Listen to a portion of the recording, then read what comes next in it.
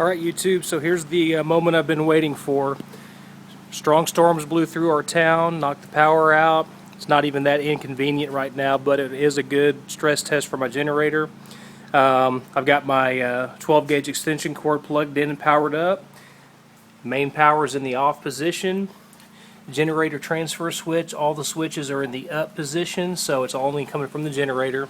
I got my generator just right outside my garage. I made a little lean-to for it to kind of keep it weatherproof.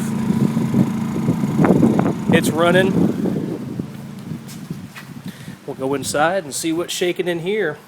It's already been hot, so we're kind of chilling. But got lights and TV going, stuff like that.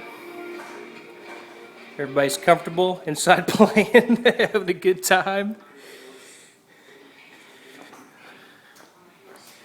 And then got a little AC unit running in here, kind of keep this room cool. It's my little boy's room, but we're just kicking it. So we'll see how long it lasts. I do have a street light outside, a dusk to dawn light that will tell me when the power does come back on. But it's good this happened. There's the dusk to dawn light right up there outside my house, so when that comes on, the power's back on.